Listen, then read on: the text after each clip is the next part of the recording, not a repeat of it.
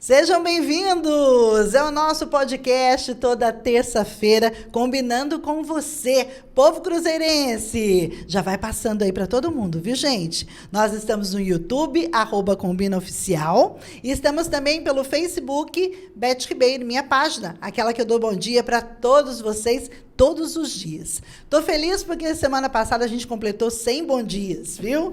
Então, é uma coisa gostosa que a gente faz, né? Desejando sempre, logo de manhã, que a gente não esqueça que Deus cuida de nós e que estamos nesse mundo para fazer a diferença, tá bom? Terça-feira, aí a gente fica mais feliz, aí é bom dia e boa noite, né? Que bom estarmos juntos aqui com essa parceria com a RC Vale, e hoje eu estou muito contente. Mas como estou contente, sabe por quê? Todas as vezes que eu entrevisto esse meu querido amigo, pessoa que eu admiro muito, gosto da sua trajetória, fiz parte da sua trajetória, né? Todas as vezes a gente tinha tão pouco tempo. Logo aparecia uma plaquinha assim, 1 minuto, encerra. Ou às vezes era aqui no ponto, olha, Beth, faz a última pergunta. Hoje não, hoje teremos muito tempo. E eu vou apresentá-lo para você. O meu convidado de hoje é cruzeirense, sim, por isso que nós estamos nessa linha, né, gente? Cruzeirenses que fazem a diferença. Ele é professor, ele é administrador, ele é radialista, ele é palestrante, sim, especialista em mudanças. Gente, não é que nas horas vagas ele é até vocalista de uma banda de rock? Sim, ele ama cruzeiro, inclusive tem um trabalho muito bonito com o seu amigo Alexandre, no Teatro Capitólio, aqui da nossa cidade, né? É o Café no Teatro. Café no Teatro, a gente acompanha, muito bom. Olha, eu já tive a oportunidade de entrevistá-lo muitas vezes, mas hoje é a primeira vez que a gente vai se conhecer e se entender aqui no podcast. Seja bem-vindo, Marcelo de Elias. Beth, muito obrigado. Que alegria. Tal a apresentação? Pois é, maravilhoso. Fiz a lição de casa aí, viu? Me senti. Que legal estar aqui. Obrigado pelo convite. Acho que eu conheço você, né, meu amigo? Bastante. Olha, muito antes da gente, inclusive, começar a pensar em trabalhar em rádio, verdade, em TV, em qualquer coisa, né? A gente já conhecia de vizinhos, né? Somos vizinhos da Rua Maria Paulina. É lá na Vila Batista. Lá na Vila Batista.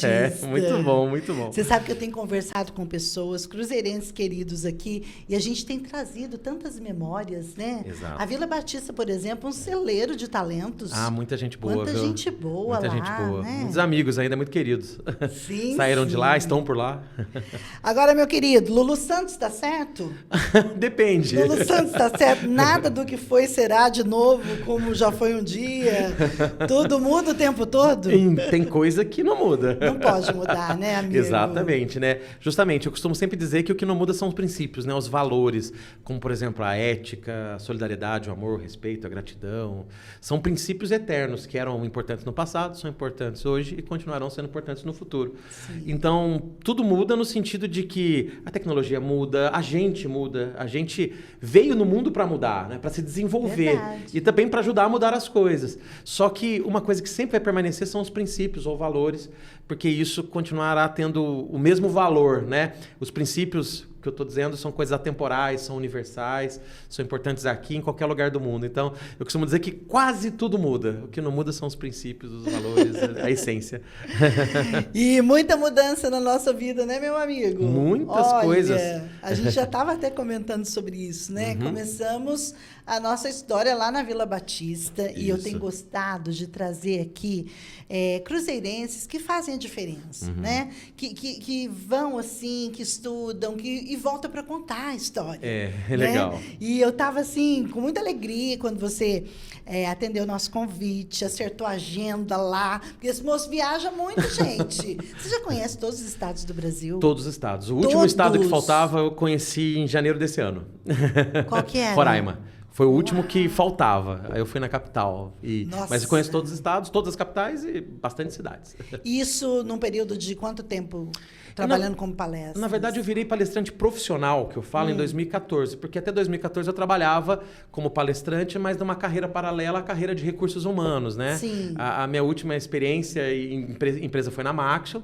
Em 2014 eu pedi conta, aí eu falo que eu virei palestrante profissional. Porque eu tinha que viver só disso. Eu não tinha outra renda. né? E o que deslanchou minha carreira de palestrante, porque aí eu não tinha outra alternativa, né? Aí eu digo que nesses 9 anos, 10 anos, 10 anos, faz esse ano, deu para conhecer isso tudo. Que coisa boa. E aí você viu a riqueza do nosso país. Maravilhoso. Culturas diferentes, visões de mundo, culinária diferente. Eu gosto muito de cozinhar, gosto muito de comer também. Então eu aproveito para conhecer. Inclusive uma coisa que eu acho um desperdício. Por exemplo, você vai lá em Roraima, ou vai em Manaus, ou vai em Belém. Belém, a comida do Pará é maravilhosa. O desperdício é chegar lá e pedir uma parmegiana, né? Não. Pedir um macarrão. Não, tem que comer a coisa regional. Não, quando eu fui ali no norte de Minas, e também acho que em Goiás, né? É muito comum o pequi. Lá é maravilhoso. Já comeu pequi? Já comi em Goiás. Então, como é que você vai lá e não vai comer pequi? Eu também comi paracatu, que é no norte de Minas. Eu comi ali na região do Vale do Jequitinhonha. Nossa, ali. Maravilhoso. Coisa boa, né? Muito bom. Aí, tá vendo, gente? São cruzeirenses, assim, né? Que estão aí conhecendo o Brasil todo. Estão voltando para contar um pouquinho da sua história. E a nossa começou na Vila Batista e depois a gente foi para a Rádio Mantiqueira. Maravilhoso. Nos anos 90. Sim. Esse moço escreveu uma carta para o Carlos Reimer, né? Dizendo que ele acompanhava toda a programação da FM.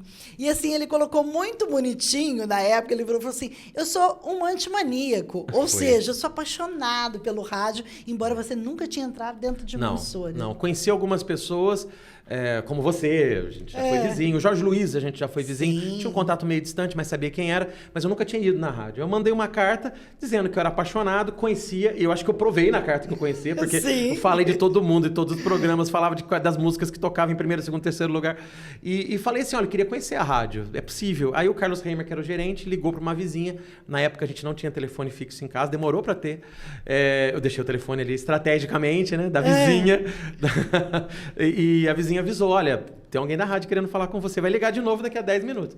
Fiquei lá de plantão, era o Carlos Reimer dizendo assim, olha, vem então pra você conhecer. Era um sábado. Você era menor de idade. 17 anos. Eu fui lá, conheci a rádio, fiquei a manhã inteira, dei trabalho pra todo mundo, que eu fiquei lá perguntando de tudo, o que é isso, como é que é aquilo. E falei, posso voltar? Acho que ficaram com tanto dó de mim, que falaram, volta. Eu voltei segunda, terça, quarta e virei funcionário.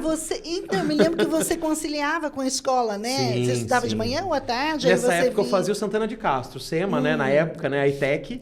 E estudava à noite, na verdade. Estudava à noite. Tá. E o período do seu dia era ali na rádio. Era ali. Eu ficava lá ajudando o João Bosco, que era, além de locutor, era discotecário. O Machado Sobrinho foi um dos caras que foi meu paizão lá dentro, meu padrinho. E aí fui revendo os amigos. O Marcelo se perdia em meio a tantos LPs. Era 40 coisa mil. Do passado. 40 mil LPs e compactos.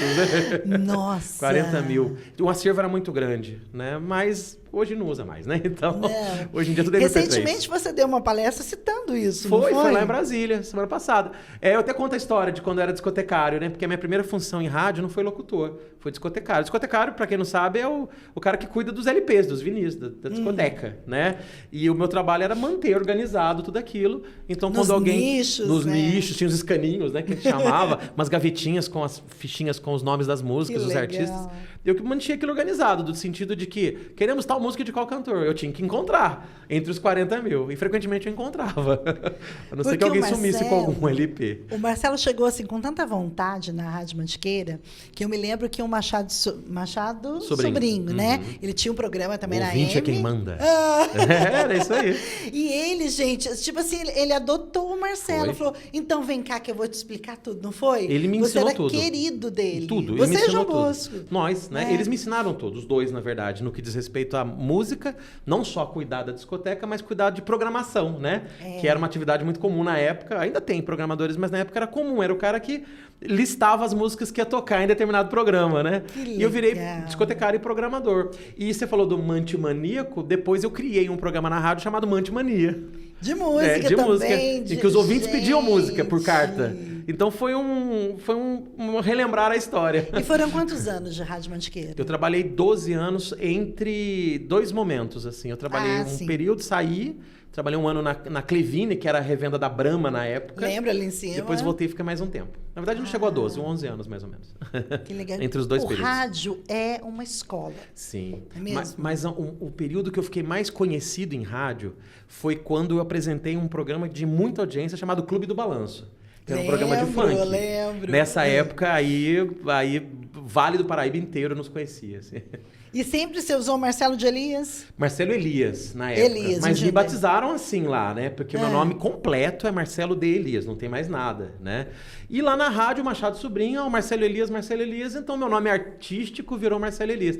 Tanto que tem gente que me chama até hoje de Marcelo Elias pelo tempo de rádio. Mas hoje o meu nome de trabalho é Marcelo de Elias. Eu acho o D charmoso. Eu acho que o D dá um ar. O Marcelo Elias, na impressão que Elias é um segundo nome. E, no entanto, ele é sobrenome, né? Eu gosto de Marcelo de Elias. Eu gosto também, mais. Viu? E a gente encontrava nos corredores da Rádio Mantiqueira, porque na porta da discoteca era uma porta-balcão, né? Sim. Não era todo mundo que podia entrar Nossa, lá, nem não. lembrava disso, você lembrou? Acabei de lembrar. Nem lembrava disso, verdade. E a nossa sala, né? Eu era estagiária lá, ela lá no fundo, era sala de redação, né? Isso, jornalismo. Carlos Coelho, eu, né? Muita gente boa, Muito legal, viu? muito legal. A rádio, assim, aqui em Cruzeiro, a rádio movimentou, assim, muito tempo, né? A gente fez parte da história, não é mesmo? Era talvez o principal meio de comunicação. Não Sim. tinha internet. Isso que a gente está fazendo aqui era inconcebível. A gente não imaginava que isso fosse possível um dia. Verdade. Né? E então ali que as pessoas nos conheciam mais pela voz do que pela aparência, né?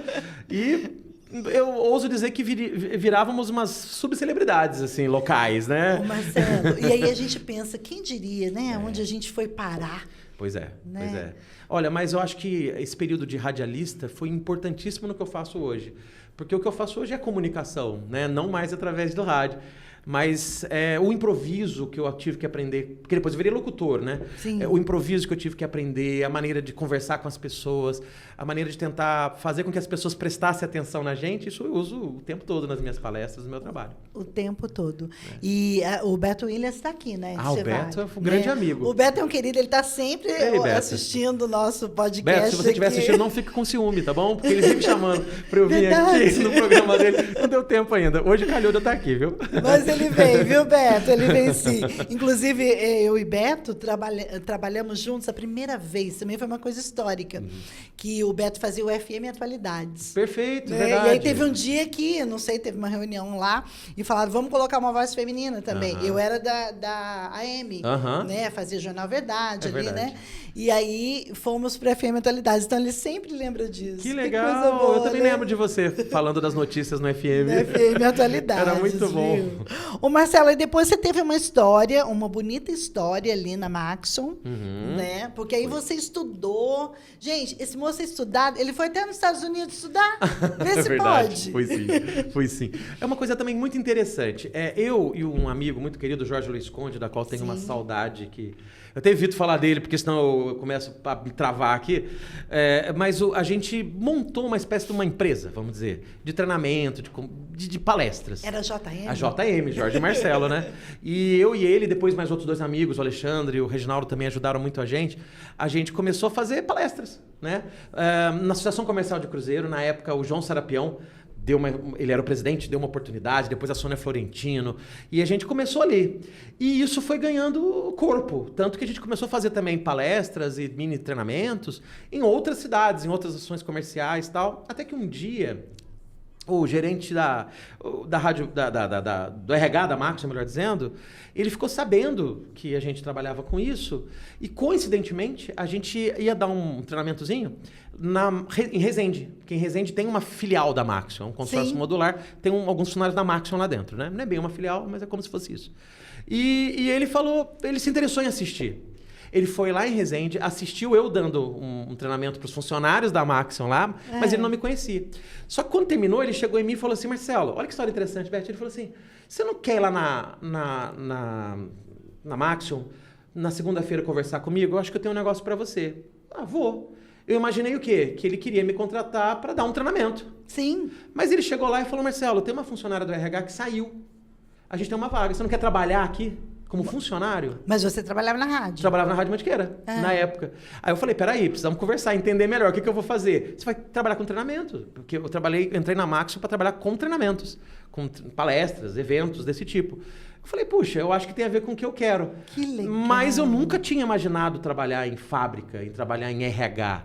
Né? Eu imaginava minha carreira em comunicação, em rádio, TV e também em palestras, né? Falei, quer saber? O salário era bom, mais que eu ganhava na rádio. Né? Falei, vambora. Uma oportunidade. Uma oportunidade, vambora. Eu fiz a minha história ali e saí de lá como o responsável pelos recursos humanos, né? Eu era o executivo principal do RH, saí em 2014. Aí eu pedi conta. Né? Pedi conta para voltar para esse trabalho de palestrante, de treinador. Né? Olha, tem bastante gente aqui conosco, mandar um abraço que pro beleza. Toco, Antenor Toco, tá ligadinho aqui com a gente. Às vezes eu me perco assim, gente, eu não consigo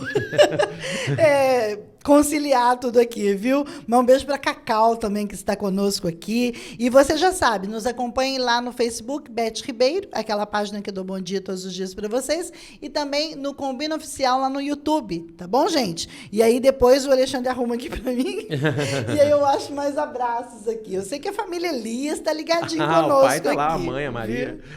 Me diz uma coisa, você fala sobre mudanças. Um palestrante, ele tem que escolher um tema, uma linha, e isso já foi, assim, fácil para você? Quando você falou, eu quero ser palestrante especialista em mudanças? Olha, Beth, os palestrantes que têm mais oportunidade de serem reconhecidos como bons palestrantes, normalmente eles têm um posicionamento, eles têm um tema da qual eles são especialistas. Fazendo uma comparação simples com o médico. Existe o clínico geral, que atende todas as doenças, e tem o médico especialista que vai cuidar de determinadas situações. O próprio mercado da medicina já mostra que o especialista ele cobra mais caro, ele quando tem uma doença específica, as pessoas vão atrás dele porque confiam mais nele para tratar aquele problema do que um clínico geral. Mesma coisa no mundo das palestras. Quando eu comecei, eu falava de muita coisa. Dava palestra de gestão do tempo, de economia, porque eu sou administrador por formação, sempre gostei de estudar, ler, então tinha facilidade. Só que isso me deixou um palestrante, um treinador meio genérico. Meio clínico geral. Clínico geral, nada contra. Mas que não era bem o que o mercado valoriza mais, sabe? Falando um pouco de mercado de palestra. Até que chegou um momento, eu fui fazer umas imersões, assim, uns treinamentos, participar de umas mentorias com Roberto Chiniachik, que é palestrante, escritor, conhecidíssimo. Com a Silvia Garcia, que era mais especializada em vendas de palestra. E nesse que eu fui fazer com a Silvia, ela não é conhecida como o Roberto, mas ela é muito conhecida no ramo. Conversando com ela, ela falou, peraí, Marcelo, você é palestrante do quê? Aí eu comecei a listar um monte de coisa. Ela falou, pô, pode parar, peraí. Você é o clínico geral, então você tem que ter um foco.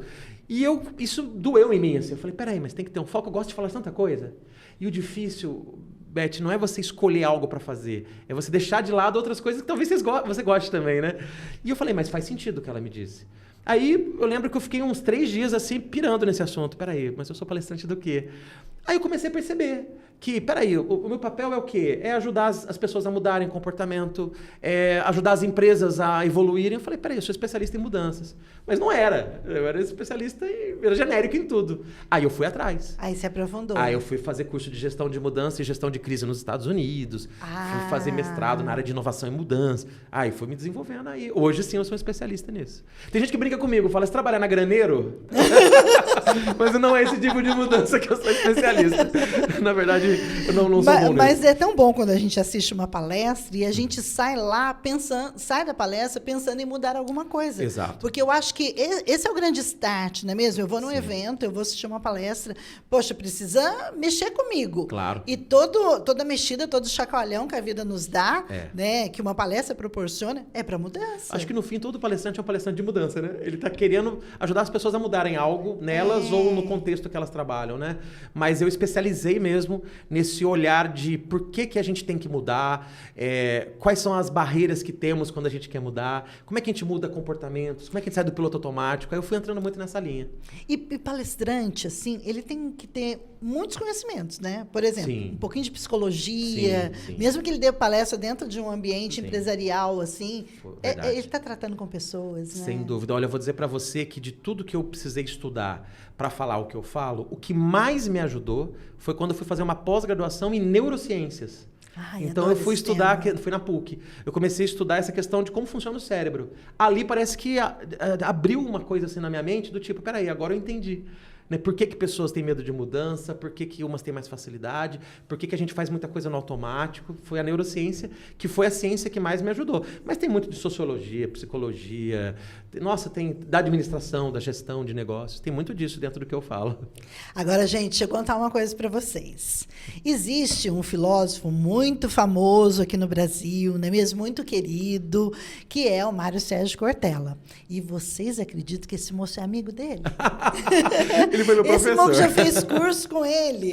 Ele tinha o telefone dele, gente. Eu tive a oportunidade de conhecer também o Cortella. Nunca o entrevistei. Maravilhoso. Mas eu fui numa palestra, eu fui a primeira a conseguir o autógrafo com ele. Olha que legal. E eu me lembro uma vez a gente conversando e você disse, pois é, Beth, o Cortella me deu muitos conselhos. Foi, né? foi. Como assim, meu amigo? O Cortella, eu tive algumas oportunidades com ele. A maior de todas foi quando ele me deu aula, né? Porque hoje eu sou professor também na Fundação Dom Cabral, que, não sei se as pessoas conhecem, é a 5ª melhor escola de negócios do mundo.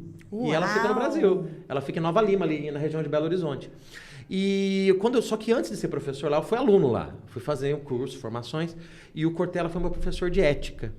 E quando ele foi meu professor de ética, não vou dizer que rolou uma amizade, porque acho que ele deve ter outros amigos muito mais presentes na vida dele, como eu tenho outros muito mais presentes na minha vida. Mas, assim, rolou uma sintonia muito, muito forte, porque eu queria beber de tudo que ele ensinava, assim, não só no conteúdo, mas na forma, porque eu admiro demais ele, a pessoa dele também, sabe? Sim. É um cara simples, é um Íntegro. cara íntegro, gentil, inteligente demais, né?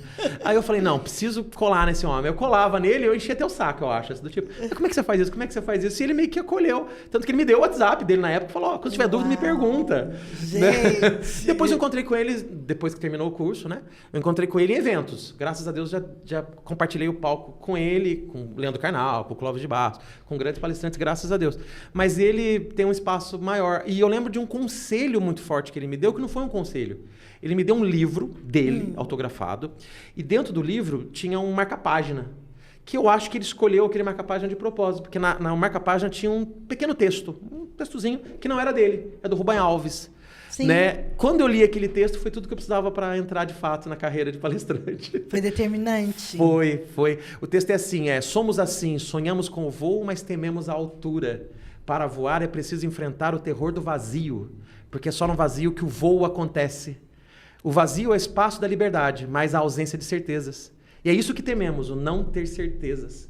Por isso que trocamos o voo por gaiolas. As gaiolas são os lugares onde as certezas moram. E foi a época que eu pedi conta da empresa para poder ser palestrante. Nossa. Eu posso pedir uma coisa? Claro. Eu estou pedindo tanta coisa pro Marcelo, desde que nós começamos a tratar aqui do podcast. Fala aquele exemplo que eu gosto tanto, que você fala dos 2 pés nas canoas. Perfeito. Porque às vezes pode ser que tem gente assistindo a gente hoje que está assim no momento de indecisão da sua vida. Por quê? Porque é fácil a gente decidir, isso também aprendi com ele, viu, gente? Quando uma coisa é boa e a outra não é tanto. Pronto, você já fica com a coisa boa. Não é fácil. Mas e quando as duas coisas têm um peso especial na sua vida? As duas coisas são boas. Exatamente. Como que você fez essa escolha? Então eu vou explicar isso dizendo um pouco do que aconteceu comigo, porque na Sim. verdade, quando eu uso isso em palestras às vezes, Sim. quando encaixa, mas é muito baseado no que eu vivi também, né? O que é ter 2 pés, cada um numa canoa? É você estar sempre tentando se equilibrar numa situação que você pode cair a qualquer momento. Então, para você não cair, o que você faz? Você mantém as 2 canoas o mais próximo possível. Não tem como você deixar uma canoa para o lado e outra para o outro se você está com o pé em cada. Você vai ali, né? Justo. Exatamente. Mas o que seria esse um pé em cada canoa? Às vezes a gente tem momentos na vida em que a gente quer tudo ao mesmo tempo. Porque elas são boas, né? Sim. E tem hora que você tem que abandonar uma canoa e jogar o pé naquela outra que você escolheu e vai com as 2 para frente. No meu caso, Beth, isso aconteceu, ficou muito claro para mim no momento em que era executivo de RH na Maxion. Eu era ali o principal executivo de RH. Estava numa carreira de sucessão para assumir até um cargo maior, de uma direção mais corporativa, uma coisa assim. E aquilo ali era uma coisa boa, porque eu gostava e me dava uma estabilidade econômica muito boa, principalmente para quem mora numa cidade igual Cruzeiro, onde ali era um salário maravilhoso, né?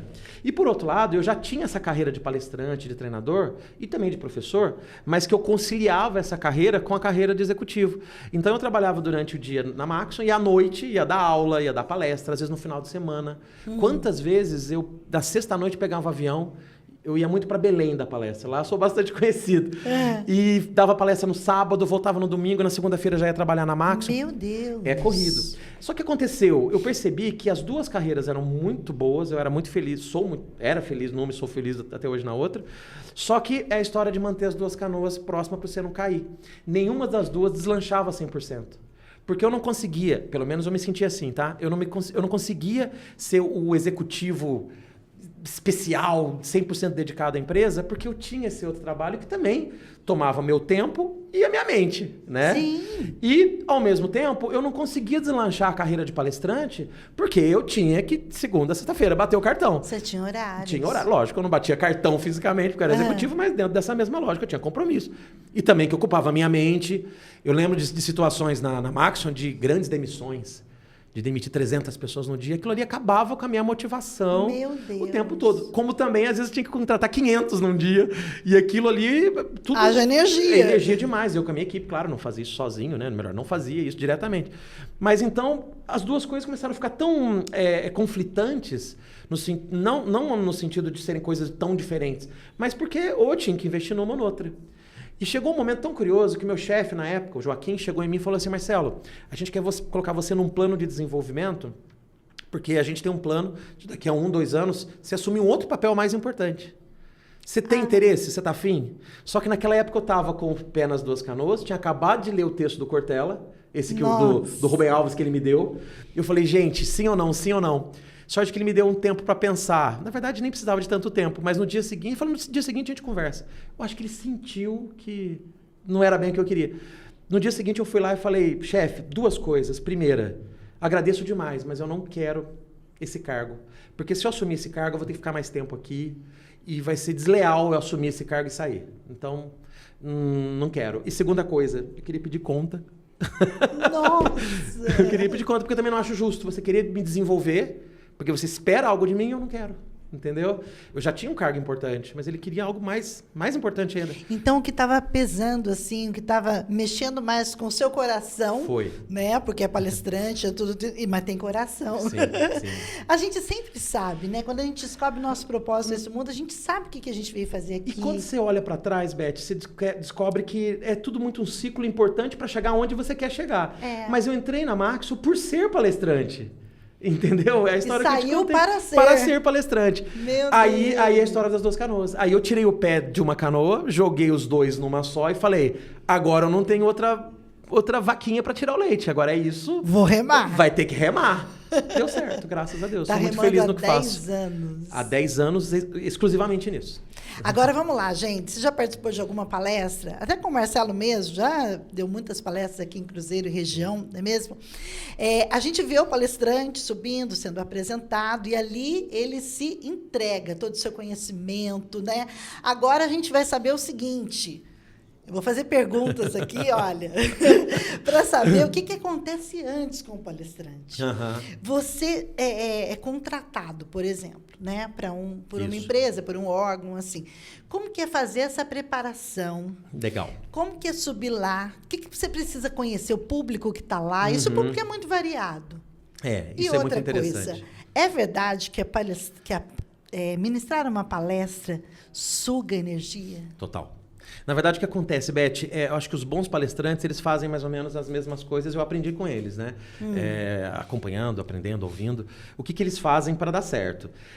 Na verdade, quando uma empresa... Hoje eu dou palestras muito mais para empresa. É muito raro eu dar uma palestra aberta, onde as pessoas compram ingresso para me assistir. Ou voluntário que seja, né? Inclusive, depois, se quiser, eu falo de uma que vai ter em Cruzeiro de graça, que eu vou fazer no Capitólio. Opa! Depois eu falo, se quiser eu falo. Peraí, no finalzinho, então, isso, aguenta aí. Já anota na agenda. Mas é muito raro. A maioria das vezes, o meu segmento de trabalho é o segmento corporativo, que são empresas que me contratam para conversar com seus líderes, com seus funcionários. Então, como é que funciona? Quando eles vêm até mim, eles já assistiram um vídeo meu, ou já assistiram uma palestra minha e já sabem a minha área de especialidade. dificilmente eles vão pedir uma coisa que eu não fale. Assim, do tipo, você dá uma palestra sobre finanças? Não, não dou. Aí eu digo não, né? Por questão do posicionamento. Mas eles vêm pedindo, você dá palestra de mudanças, né? Minha empresa está passando por mudanças, tal, não sei o quê. Então, legal. Isso já ajuda muito, porque eu já tenho bastante conteúdo produzido, então as pessoas já sabem o que eu faço. Então, quando elas vêm com demandas que naturalmente eu consigo atender. Só que onde que está o segredo principal? Está em fazer uma reunião com a empresa que me contratou para entender exatamente a dor, ou seja, o momento que eles estão passando. Aí eles me contam, olha, a gente está passando por um momento assim, a gente foi vendido, ou a gente comprou uma outra empresa, ou então a gente mudou a diretoria, as pessoas estão com medo da mudança, tem uma desmotivação, a gente implementou um novo sistema, lançou um novo produto e o pessoal não está com medo disso aí. Normalmente é medo de mudança, normalmente né? Seja líder, vendedor, seja quem for. Né? Aí eles vêm, contam essa história, aí nesse momento eu já começo a entender, mas quem que é o público? Qual que é a formação? Por exemplo, tem empresas que são públicos muito diversos, distintos, jovens, adultos, executivos, pessoas mais de trabalho operacional, mas em muitas delas não. Olha, você vai dar palestra para os nossos 50 líderes e eles são tal faixa etária, tem tal formação, aí você já vai adequando o tom, o exemplo, o que você vai falar, né? Aí rola toda uma preparação. Aí cada palestra que eu monto, eu pelo menos sou assim, tá? Cada palestra que eu monto, ela é personalizada para o cliente, porque é entendendo a dor dele, eu faço uma coisa bem orientada para o que ele precisa. Eu acho que os bons palestrantes, com exemplo, assim. Acho que os bons palestrantes precisam fazer assim, não pode ser uma palestra muito genérica, né? Lógico, dentro do que eu sei falar, mas voltado para a realidade dele. Aí quando sobe no palco, antes de subir no palco, eu gosto de chegar com antecedência para já sentir no ambiente. Às vezes o evento ele não começa comigo, ele tem outras coisas. Eu quero chegar desde o início, ver tudo que está sendo dito, como é que as pessoas estão reagindo. Presto atenção. Antes de subir no palco, faço a oração de São Francisco de Assis. Eu achei tão lindo! Pedindo para ser um instrumento realmente de Deus. Subo no palco, aí... Se entrega. Total. E suga energia. Na verdade, assim, tem 3 momentos muito interessantes. Um que você está no palco.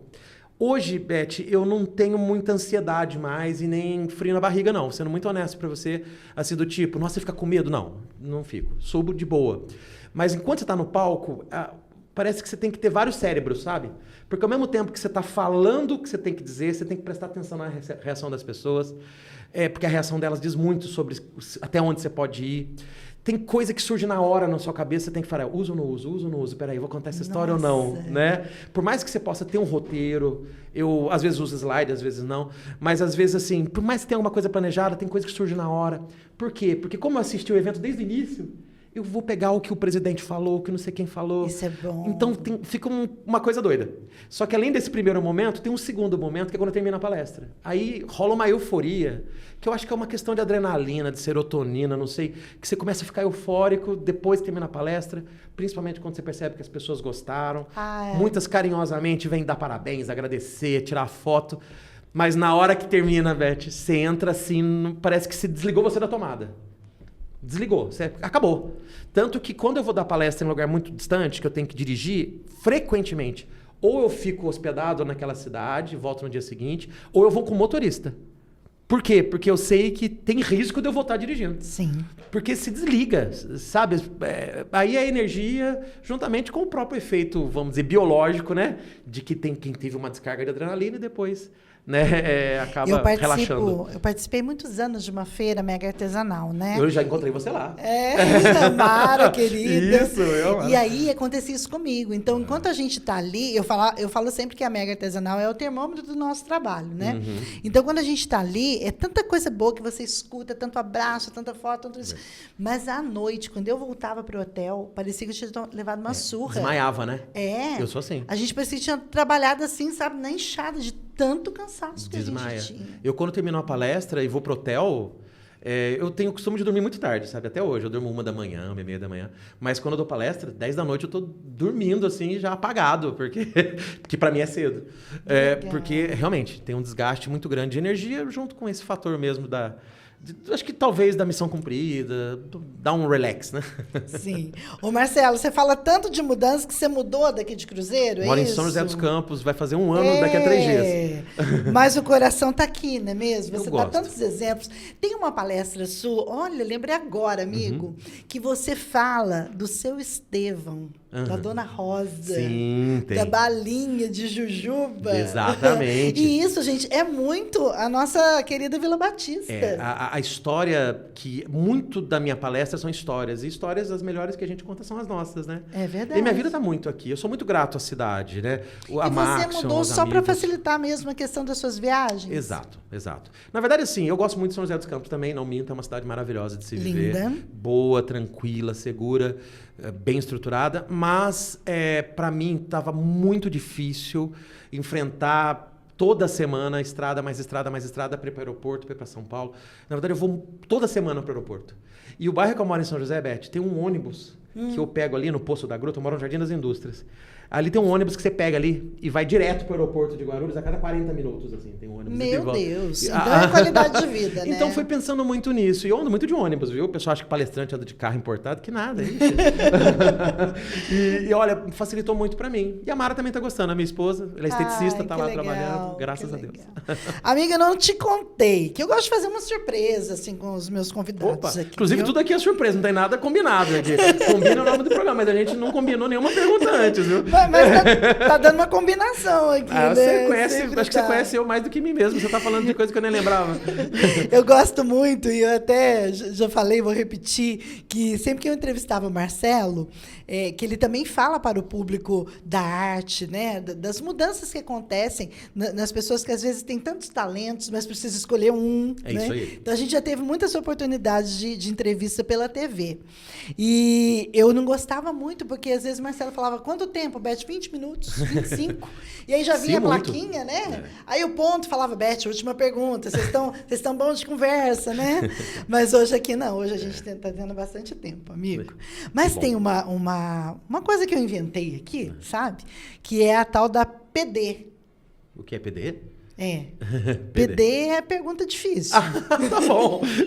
Pelo menos você me avisou que vai ter pergunta difícil, já tá bom. Eu aviso assim no ar mesmo, né? E eu acho que não vai ser nem um pouco difícil para ele, porque ele é muito bom nisso, gente. Mas eu queria, assim como você toca o coração das pessoas com as suas palestras, eu queria dizer que você passou por um momento muito difícil aí. Sim. Né? Você perdeu 2 grandes amigos, que na verdade eram 2 grandes irmãos. Sim. Num período muito curto de tempo, tivemos oportunidade de conversar naquele momento, e isso abala qualquer palestrante. Sim, abalou muito. Como é que foi isso? Na verdade, o que acontece? Eu tenho grandes amigos, excelentes amigos, mas alguns são mais próximos do que o outro, né? Tem 3 pessoas que sempre fizeram muito parte da minha vida. Assim, o Alexandre Corrêa, que também é palestrante, um grande amigo. Vai vir aqui, hein? Guitarrista da minha banda. O Jorge Luiz Conde e o Adilson Martins. Eles são irmãos, né? Acho que não é porque não estão... 2 deles não estão aqui que deixaram de ser. Mas o que acontece o Jorge e o Adilson, eu tinha até mais proximidade porque a gente estudou junto, a gente fez mestrado junto, a gente era colegas de mestrado, a gente trabalhava junto, né? O Adilson, eu trabalhei com ele no RH da Maxion, Jorge Luiz, trabalhei com ele na época da rádio, o Adilson também. O Adilson também trabalhou na rádio. Então, assim, são pessoas muito próximas. O Jorge Luiz foi meu padrinho de casamento, fui padrinho de casamento dele. Eu não fui padrinho de casamento do Adilson porque ele não casou na igreja. Então, não rolou essa oportunidade. Mas, assim, a gente era muito, muito próximo. Até que chegou na pandemia, né? Infelizmente, eles contraíram, creio eu, que talvez no mesmo momento, porque eles também estavam até mais próximos um do outro do que eu deles nesse momento de pandemia. Eles chegaram a gravar uma retrospectiva na época da rádio, juntos, na época da pandemia. Então, eles estavam muito próximos, sabe? E eis que no dia 30 de dezembro, faltando um dia para acabar o ano, Jorge Luiz me manda um WhatsApp, mas respirando mal. Marcelo, eu estou aqui no hospital, né? Eu acho que eu peguei Covid e tá um pouco difícil, mas se Deus quiser vai dar tudo certo. E quem tá aqui também é o Adilson. Eu falei, como assim? Ele falou, não, nós 2 estamos aqui, lado a lado. Né? O Adilson tinha chegado um pouco antes, o Jorge chegou um pouco depois, se encontraram lá. Só que na época da pandemia eles eram internados separados, não podia ter visita, né? Eu não visitei eles, porque era impossível. Eles foram internados separados, passaram o Réveillon no hospital, na Santa Casa de Cruzeiro. Quando começou o ano, eles foram internados na UTI, foram entubados. Aí, quando foi um triste dia de janeiro, morre o Jorge Luiz Conde, passa uma semana exata, morre o Adilson Martins. Aquilo para mim foi tão difícil porque eu comecei a achar que todo mundo ia morrer. Porque eu falei, gente, a gente sabia que a doença era triste, crítica, mas não tinha ninguém tão perto contraído e passado por uma situação tão difícil. Quando os dois morreram, eu falei, acho que vai morrer todo mundo, todo mundo vai morrer. Eu fiquei, não vou dizer para você que eu desestruturei, mas eu fiquei muito mal. Mal a ponto de... Eu já não saía de casa, aí que eu não saía mais mesmo, né? E naquele momento as palestras eram online, e isso me ajudou, porque eu fazia de dentro de casa. Mas sabe o que me deu força? Porque os dois eram professores, os dois eram palestrantes também, excelentes educadores. E eu coloquei na minha cabeça o seguinte, peraí, eu vou tentar levar adiante o legado deles. Eu tenho a minha carreira, eu tenho os meus assuntos, tenho as coisas que eu gosto de falar, mas eu acho que através do meu trabalho eu vou levar um pouco do deles assim comigo. Então isso me fortaleceu, me fortalece até hoje. Mas eu sinto muito saudade. Não tem um dia que eu não lembro deles. É incrível. Não tem um dia, é incrível. Foi difícil a pergunta. Muito difícil, que tem que se segurar. Também tenho muitas boas lembranças dos dois. Eu acho que a gente nunca vai entender. A gente nunca vai entender. Eu prefiro pensar que cumpriram uma missão e que chegou a hora de ir embora. Com maestria. Com maestria, com qualidade. E o mundo está tão complicado que talvez eles foram cumprir um outro papel, sei lá. É verdade, né? Viu? Grandes amigos, queridos, Jorge, Adilson. Ufa! Nada de pergunta difícil agora. Vamos falar... Mas é bom lembrar de pessoas boas. Vamos falar do Marcelo de Elias, que nas horas vagas encontra um momento para cantar um rock and roll. Como é que foi isso? É a banda Playmobil. Playmobil os Aquaplays, tem nome e sobrenome, né? Mas todo mundo conhece por banda Playmobil. Inclusive tem gente que pergunta, quem que é o Playmobil? Quem que é os Aquaplays? Não tem, na verdade é o nome da banda. Mas assim, faz 18 anos. Uau! 18 anos que eu pensei nisso, falei, poxa, eu já tive banda antigamente, banda Contrato de Risco, fiz parte da banda Magia, que era uma banda que fazia show, banda Hits e tal. E eu tava um tempo sem cantar, sem fazer show e... Eu falo que o meu trabalho é o palco e o meu lazer também, né? Aí foi quando, um dia conversando com o Alexandre Corrêa, que é guitarrista, também estava enferrujado, eu não tocava há muitos anos. Falei, olha, vamos montar uma banda? Ele, poxa, que legal, banda do quê? E eu assistia muito na época aquele programa Pânico na TV. Sim. E aquele programa tinha a banda Viva a Noite, que é uma banda que tocava rock dos anos 80. Toca até hoje, eles são excelentes. E eu falei, vamos montar uma banda tipo Viva a Noite? Só que eles são diferentes, porque o cara se veste de Bozo, a vocalista se veste de Paquito, não precisa tanto. Mas uma banda irreverente, com músicas dos anos 80 da nossa época. Ele falou, vamos, mas só nós dois? Não tem como. Aí a gente foi atrás de outros músicos, chamamos o Marcelo de Mihal, que é um amigo muito querido, que estudou comigo desde o primeiro ano. Primeira série lá no Virgílio Antunes. Ele toca baixo muito bem, veio o Marcelo de Mihal, veio o baterista, veio o tecladista. Fizemos a banda. Só que de lá pra cá foi mudando a formação. Quem não mudou até hoje é eu e o Alexandre. A gente tá até hoje. Mas hoje a banda ainda existe. São 4 músicos hoje em dia, né? Tem uma guitarra, um baixista, um vocalista e um baterista. Vocês fizeram uma apresentação aqui, acho que foi na Casa do Barbosa, recentemente? A gente fez uma no Capivara, mas assim, os ingressos esgotaram em 15 minutos. Eu me lembro. 15 minutos. Deu uma problemada, o pessoal ligando pra gente. Vocês não esqueceram da gente, mas não deu. Esgotou em 15, 20 minutos. Aí a gente, na mesma hora, a gente planejou um outro show na semana seguinte. No sábado seguinte, aí foi na Casa do Barbosa. Que também deu umas 300 pessoas, assim. Lotou também. Ou seja, a música, né? A música que te levou pra rádio, a música que você ama tanto. Exato. Né, te move nas horas vagas que ele poderia estar descansando. Não, vou cantar. Eu adoro. Na verdade, eu gostaria que a banda tivesse até mais frequência do que tem hoje. A gente toca relativamente pouco, mas isso é bom porque as pessoas, quando tem show, também lota, esgota ingresso em 20 minutos. Aí dá a impressão, nossa, eles são bons. Não, é que a gente toca raramente, então as pessoas ficam com saudade. Mas por causa do meu trabalho, por causa do trabalho do Alexandre, além de palestrante, ele viaja, ele tem uma agência de turismo, né? De turismo. O nosso baixista, que é o Marcos Rebelo, ele mora praticamente em Sorriso, lá no Mato Grosso. Ele trabalha lá, ele só passa o final de semana em São Paulo, né? Nem em Cruzeiro. Então é difícil conciliar. Mas quando é conciliável, junto com o Marcelo também, que é o nosso baterista, o Marcelo trabalha no Pensa, ele é professor de música no Pensa. Projeto maravilhoso que tem do Santuário Nacional. Maravilhoso, que é uma escola de música para as crianças, jovens. É uma iniciação, né? É maravilhoso, ele é professor de bateria, de percussão, sabe? Então quando nós 4 estamos com a agenda, a gente logo arma um ensaio e um show. Olha aqui, como que você vê a música hoje? Olha, eu acho que a música hoje ela é muito diferente do que eu gostaria que fosse. Eu também. Porque o que acontece? Eu fui forjado na forma dos anos 80 por culpa dos meus irmãos. Eu tenho 3 irmãos, né? O Marco tem 10 anos mais do que eu, a Mara e a Maria. Os 3 são mais velhos do que eu. Então, eles sempre ouviram músicas de gente grande quando eu era criança, né? A minha irmã, Mara, que fala que a primeira música que eu aprendi a cantar quando criança não foi Atirei o Pau no Gato, foi o We Will Rock You do Queen. Eu não me lembro, mas eu acho que sim, porque eu conheço essa música desde criança. Não, e quem mandava no toca-disco, no 3 em 1, devia ser 3 em 1 na época. Na época era aquela sonata, na verdade. Você era o último que mudava o botão. Eu nem tinha LP, né? Então, ouvia as músicas que eles ouviam. Então, eu comecei a gostar de rock dos anos 80.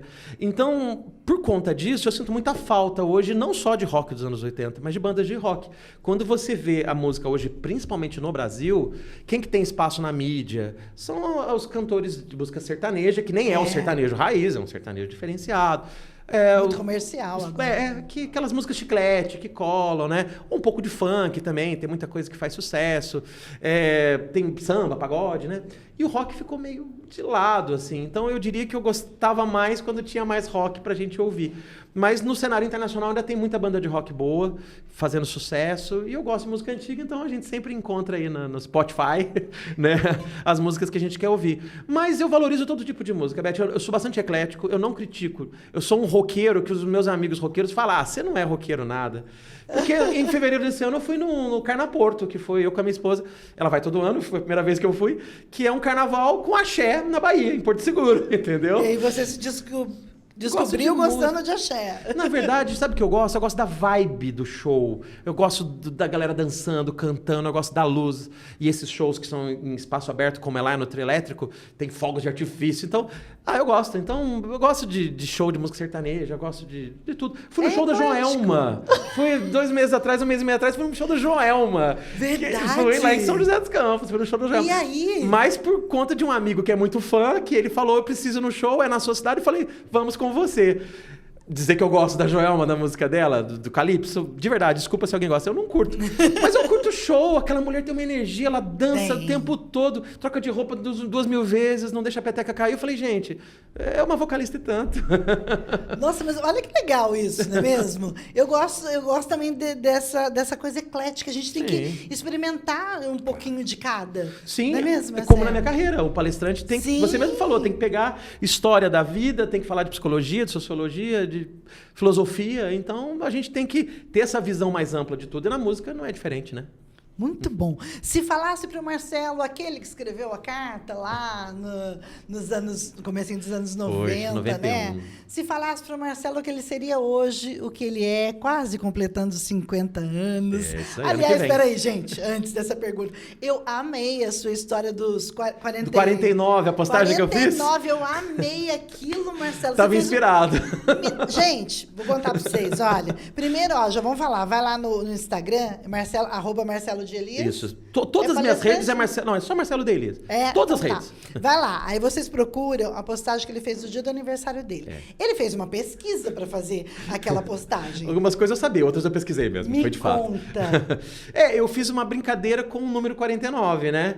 Eu comecei a perceber. Foi assim, uma sacada que eu tive, que eu falei, peraí, 49, esse número deve significar alguma coisa. Eu comecei a lembrar de várias coisas. Eu comecei a lembrar. Na mitologia, na Bíblia, o que significa o 7 vezes 7, que é o 49. Né? Eu comecei a perceber esse ciclo de 7 anos. Tem algumas teorias, né, que trabalham os ciclos de 7 anos, setênios. Sim. Aí eu falei, puxa vida, tem muita coisa para falar. Aí eu comecei a perceber, olha que curioso. Aí eu fui pesquisar, né, obviamente, e perceber que tudo que tinha a ver com 49 ou com 7, né? Que 49 é um múltiplo de 7 vezes 7, tem a ver com mudança, tem a ver com transição. Falei, gente, esse é meu número. É o ano. Você está percebendo que o ano está diferente? Pois é, tá diferente. Tá diferente, assim. É um ano em que eu tô fazendo algo muito interessante. Eu tô conseguindo, Beth, trabalhar bastante, que eu gosto de trabalhar, ainda mais no que eu faço, mas também conseguindo desfrutar mais. Talvez até por hoje estar mais perto de aeroporto. Pela qualidade de vida, né? Toda semana a gente vai no cinema, sabe? Assim, tem cinemas bons lá, né?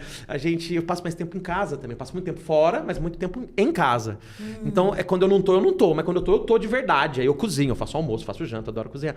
Então, assim, eu tô descobrindo esse ano mais qualidade de vida, né? Tô sendo mais seletivo nas coisas que eu faço e, com a maturidade, mais seletivo nas coisas que a gente fala, nas coisas que a gente pensa, nas coisas que a gente realiza. Que legal, né? Isso tá sendo bom. gente. Vão lá ver, porque vale muito a pena. Obrigada pelaquela pesquisa. Que bom, fiquei feliz de você ter lido. Inclusive, você leu e viu muito vídeo meu aí.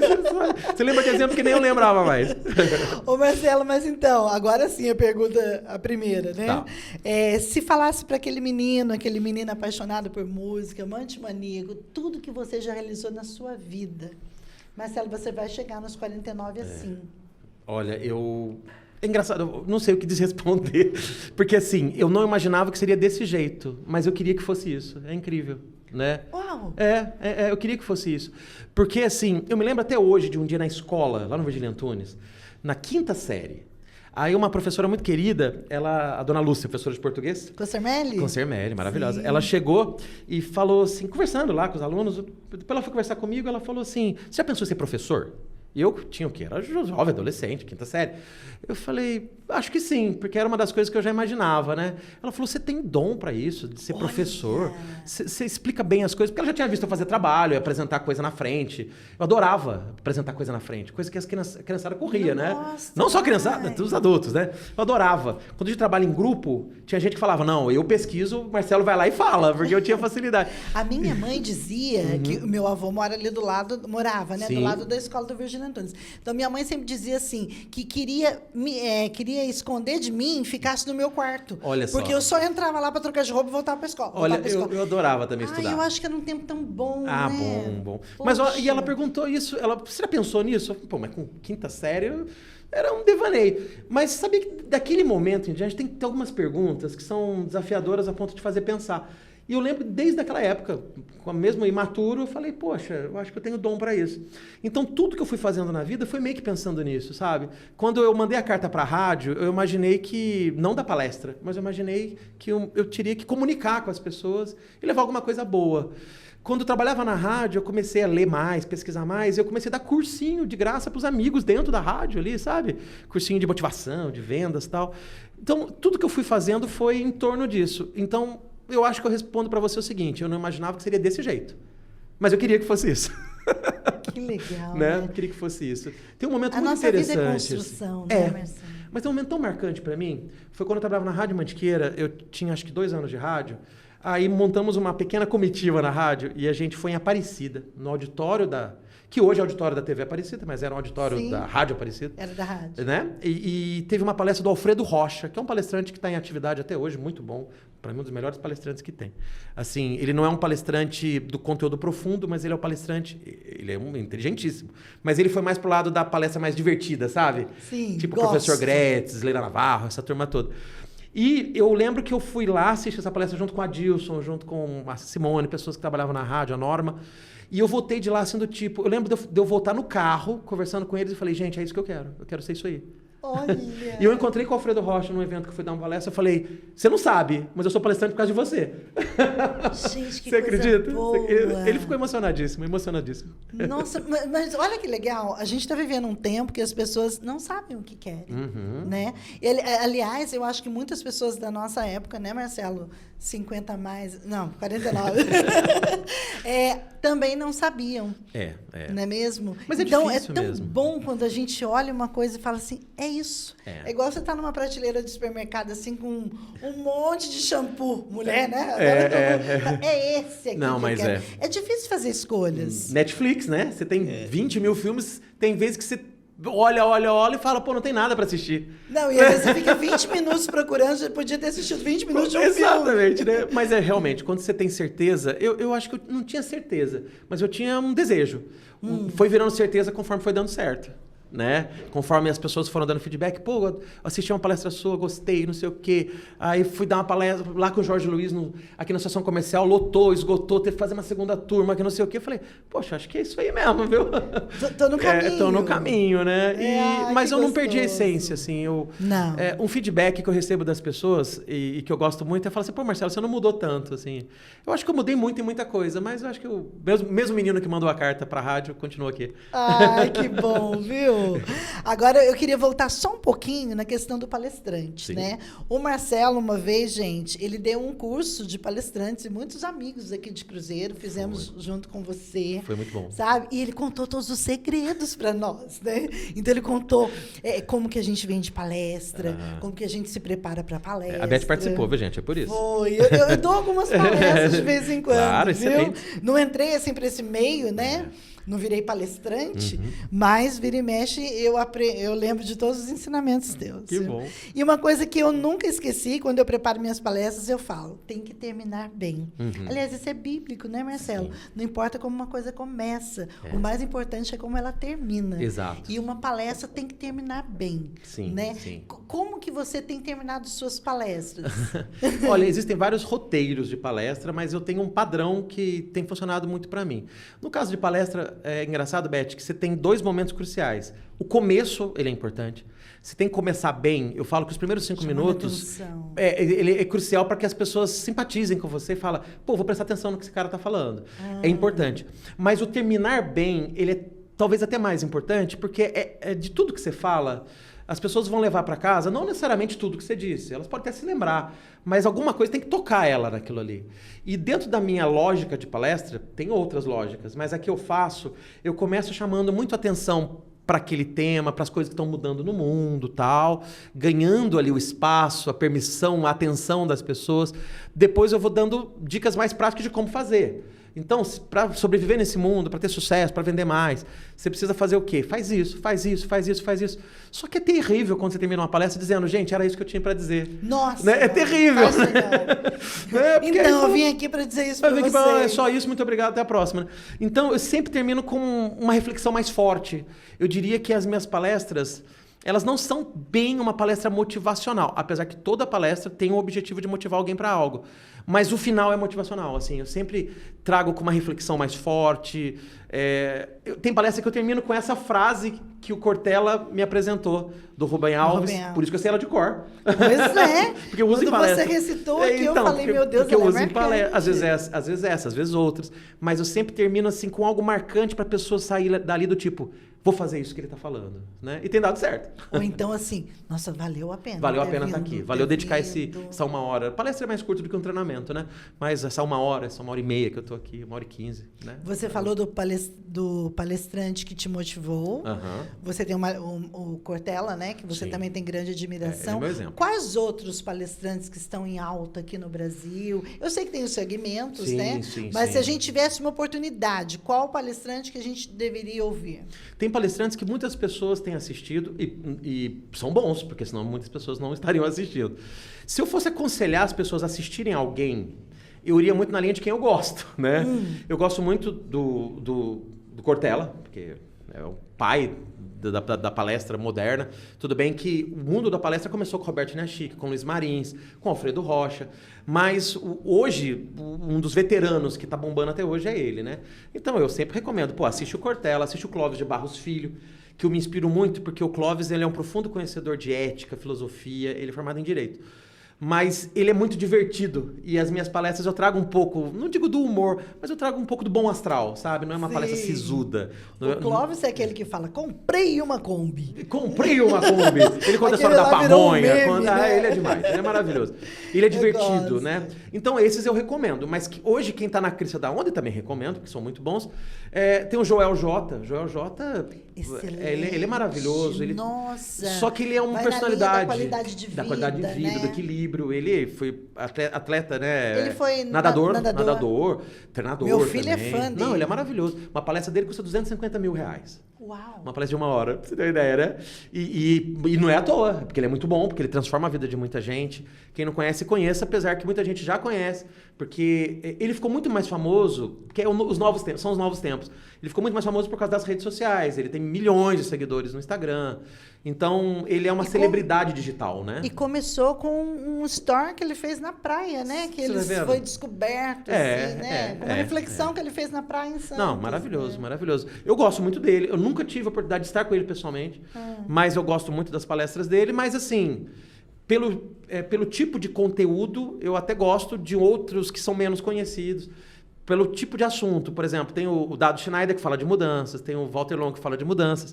Então, esses caras eu sigo muito mais porque eles falam coisas que me ajudam, né? Eu tive agora, há uns 20 dias, com um desses, o Dado Schneider, e eu cheguei nele, assim, babando. Falei assim, no camarim do evento, eu dei palestra no mesmo evento que ele. E eu falei, Dado, posso tirar uma foto com você? Eu sou seu fã. E sabe o que ele falou pra mim? Ué, então empatou, porque eu sou seu fã. Gente, aquele dia a perna bambeou. Eu falei, meu Deus, eu me inspiro nesse homem. Que coisa, tô no caminho mesmo. Eu tô no caminho, né? É maravilhoso. Ai, que coisa boa, viu, Marcelo? Olha, quase 1 hora já que a gente tá papeando aqui. E Passa se deixasse, rápido. a gente vai. Assunto tem. A gente combina, né? A gente combina aqui, ó. A gente combina. Eu quero agradecer de coração, Obrigado. viu? A gente tem uma coisa boa, né? Mesmo de uma disponibilidade para o outro. Sabe, o Marcelo, nossa, sempre Graças que eu converso com ele, está sempre me apoiando nos meus projetos aí. E sempre vai ser assim. Conselheiro também, né? Obrigado pela confiança. Você disse que uma palestra tem que terminar bem, Aham. não é mesmo? Um podcast também. Aprendi isso com você. Perfeito. E aí, a minha maneira de terminar bem é pedindo que você tire uma palavra. Nossa, que legal. Viu, da minha Posso caixinha puxar uma aqui? Tira, por favor, Vamos e ver. leia pra gente. Ó, peguei Para aqui finalizar a nossa noite. Que legal. 1 Coríntios 13:8. O amor nunca falha. Que bonito. Princípio. O amor nunca falha. Pois é, né? É aquilo que nunca muda. Pois é um princípio, né? O amor nunca falha. Eu acho que tudo que a gente faz com amor, Beth, como você aqui no podcast, como tudo que você já fez, e tudo que você ainda vai fazer, e também o meu trabalho, a gente coloca muito amor, né? Porque a gente acredita nisso, a gente faz com carinho porque a gente gosta, a gente tem dom, claro, mas porque a gente acredita que o nosso trabalho é capaz de impactar outras pessoas. E se a gente impactar uma pessoa, eu posso dizer, valeu a pena, né? Valeu todo o esforço, né? O amor nunca falha, acreditem, viu? Agora a Coralina disse, né? Nada do que vivemos tem sentido se não tocarmos o coração das pessoas. Exatamente, é isso que fica. Viu? Leva essa mensagem para você, para deixar bem claro que o amor nunca falha. Opa. Uma balinha na Kombi aqui também para encerrar a nossa noite. Eu tava achando que era só enfeite, já fiquei mais motivado. Me chame mais vezes. E mais uma vez, muito obrigada, viu, Marcelo? Obrigado muito você. Bom, um beijo para Mara lá. Obrigado. Que vocês se deem muito bem em São José dos Campos. Opa. Mas eu sei que seu coraçãozinho tá sempre aqui. Opa! Que dia que é a palestra aqui? É verdade, olha. No Teatro Capitólio. Eu tô avançando um sinal, porque ainda não tá 100% fechado, mas já tá tudo caminhando para acontecer. Então vou falar aqui em Avant Premiere, ninguém sabe disso. Uhul! Ninguém sabe disso. No dia 28 de agosto, o Centro de Voluntariado de Cruzeiro, que eu também faço parte, eu sou voluntário lá, vai promover no Teatro Capitólio um evento, né? E esse evento vai ser uma palestra comigo. E essa palestra vai ser gratuita. Gratuita, assim, deve ser doação de 1 quilo de alimento, alguma coisa. Ah, sim. Certo? Mas, assim, da outra vez que a gente fez, da outra vez foi o Alexandre, a gente fez uns 2, 3 anos atrás, esgotou, assim, os ingressos rapidinho, né? Porque as pessoas queriam nos assistir, graças a Deus. E essa palestra vai ser bem legal, porque ela vai falar das mudanças na dimensão pessoal, usando como base a neurociência. Então, a gente vai falar um pouco por que a gente muda, por que a gente não muda, como é que a gente toma uma decisão, como é que a gente sai do piloto automático para mudar um comportamento, para adquirir um novo hábito, para deixar para trás algum vício que nos incomoda. Então vai ser uma palestra bem interessante. Só que eu não consigo dizer hoje como é que faz para se inscrever. Tem que ficar ligado aí nas suas redes sociais, com certeza. Sociais, e do Centro de Voluntariado de Cruzeiro, que é CV Cruzeiro. Quando começar a divulgar, vai sair lá primeiro. Ah, então né? Tá bom. E possivelmente, então, a data pré-agendada. Dia 28. Quase certa, 28. Tá certo. Eu acho que vai ser com certeza, porque foi a data que conseguimos lá no Capitólio. Então já tá tudo certo. Eu só não consigo dar mais informações de como se inscreve, se tem um link, mas vocês vão saber no momento oportuno. Aí eu te mando um lembrete especial, por favor. Você e o Alê, e a família toda, quem puder. Que bom. Obrigada mais uma vez. Obrigado. Deus abençoe sua noite. E eu nem consegui mandar mais abraços aqui. Eu sei que tem gente no Facebook, tem no YouTube também. Mas olha, terça-feira nós estamos de volta. Acompanhe a gente lá pelas redes sociais. O amor, gente, nunca falha. Façamos tudo com amor, viu? Tchau, Amém. tchau.